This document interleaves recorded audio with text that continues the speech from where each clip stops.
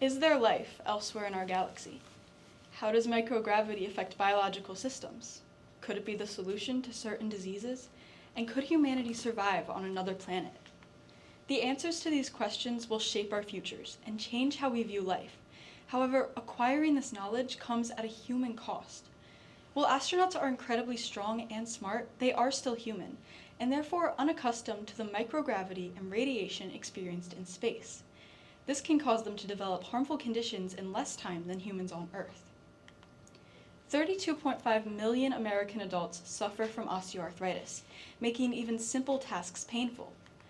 This discomfort is due to excessive use of joints wearing down cartilage, and if it is lost at a faster rate than at which it is replaced, the results can be excruciating.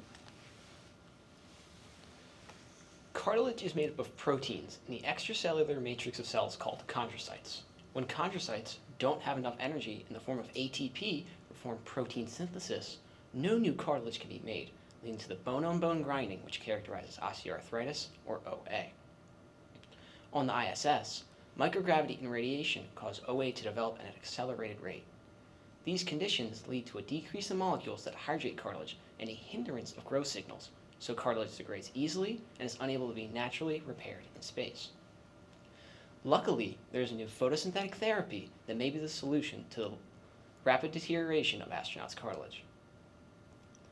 In plant cells, chloroplasts house hundreds of ATP-generating structures called thylakoids. Isolating these thylakoids from a spinach leaf and fragmenting them creates nano-thylakoid units, or NTUs. In December of 2022, researchers at Zhejiang University made a revolutionary development. They inserted these NTUs into the chondrocytes of mice.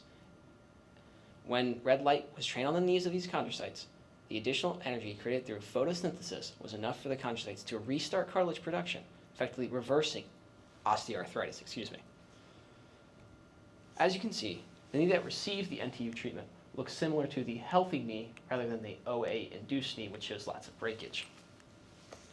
Because of this, we hypothesized that, as it on Earth, photosynthesis of NTUs will increase ATP production of chondrocytes in space and reverse osteoarthritis in mice living on the ISS. In our freeze and fly experiment, we will test the energy levels of chondrocytes in space with and without NTUs. We will do this by using biobits to produce a biosensor for ATP. The bacteria Rhodosuedomonas palustris produces the ATP-binding protein malonyl coenzyme A synthetase, or RP-MAPB. When two reporter fluorophores are attached to this protein, they will fluoresce in the presence of ATP. Thus, when this sensor is added to a sample, the levels of ATP can be measured by the amount of fluorescence. We will use a variant of RP-MAPB called RHO-MAPB, which includes mutations that will allow for optimal fluorescence. We will add a plasmid containing the DNA which encodes RHO-MAPB to biobits, so that it can be transcribed and translated into a protein that can act as a sensor. We will test the ATP production of NTUs in and out of chondrocytes using this sensor. To ensure that it is accurate, we will use a negative and a positive control. The first will use 3 biobits reaction tubes with our plasmid. One will contain chondrocytes, another will contain NTUs, and the third will contain chondrocytes with NTUs inserted into them. These tubes will be kept in the dark, prohibiting photosynthesis from taking place. Our second control will be another biobits reaction tube with our plasmid, chondrocytes, and an AMPK activator, which will cause heightened ATP production. Our experimental groups will be biobits tubes with chondrocytes, NTUs, and NTU chondrocytes exposed to red light that will catalyze photosynthesis. Using the Genes in Space fluorescence viewer, we will visualize our results. We expect that the chondrocytes and the NTU chondrocytes kept in the dark will fluoresce at the same level, since no additional energy should be created through photosynthesis in the latter. The NTUs on their own should not produce any fluorescence in the dark conditions besides the baseline glow of RHO-MAPB. If our sensor is accurate, the sample with increased ATP due to the AMPK activator should produce more fluorescence than the previous controls. We expect that the chondrocytes under red light will fluoresce at the same level as their negative control counterparts, as light should not affect their ATP production.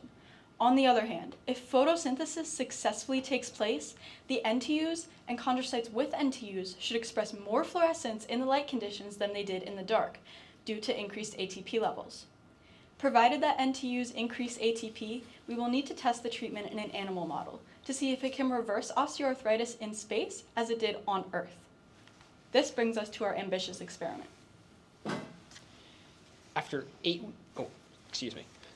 Before being sent to the ISS, 2 groups of 8 mice each will undergo a sham surgery that will not affect their cartilage.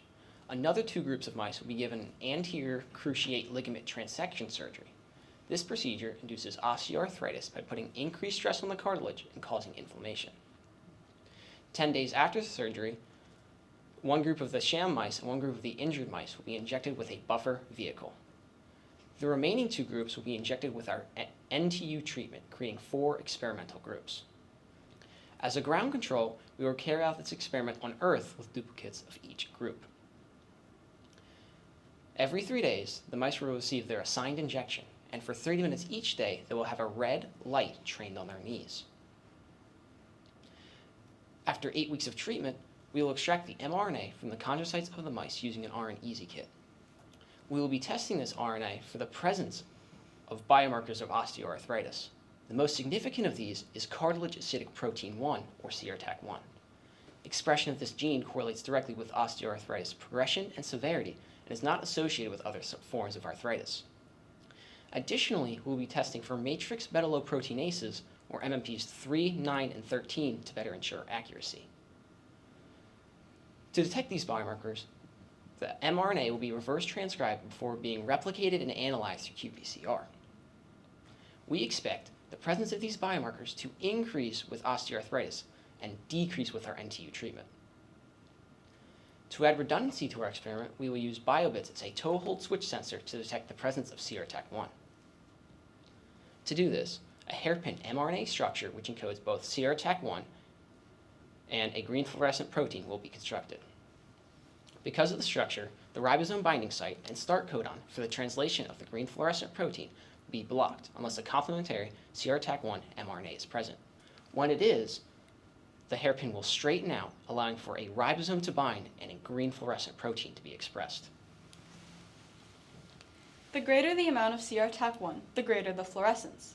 We expect that samples from the injury plus vehicle group will fluoresce the most, as they will have received OA-inducing surgery and no treatment. The samples that underwent the surgery but also received NTU injections should be next in fluorescence. Although they will receive the treatment, it may not be enough to fully reverse osteoarthritis to the level of the sham plus vehicle samples, which we believe will fluoresce less since OA won't be induced in them. The sham plus NTU samples should fluoresce the least, because their ACLs will be left intact, and they will be provided with an additional energy source in the form of NTUs to produce cartilage if OA does begin to develop. If coinciding data from qPCR and the toe hold switch sensor confirms that expression of CRTAC1 and the MMPs decreases with NTU treatment, we will have evidence that it can reverse osteoarthritis in mice on the space station. With this proposal, we are setting out to reverse the damage that insufficient ATP inflicts on the joint health of astronauts. As Mars missions and commercial spaceflight trips are in developmental stages, it is critical to keep in mind the well-being of those who will be on board. If performed on the ISS, our freeze and fly experiment will establish whether or not NTUs can increase ATP production of chondrocytes in space. In the event that our hypothesis is supported, the treatment can be tested in a mouse model to see if photosynthesis of NTUs can reverse osteoarthritis in mammals in space. This technology of combining plant and animal cells is groundbreaking and could allow for even more monumental discoveries that will benefit humanity as a whole if it is given the privilege of being tested on the ISS. At this time, we would like to thank our mentor, Stu Adamson, our sponsor, Dr. Kudish, and the entire Genes in Space team, as well as the Genes in Space corporate sponsors. Thank you.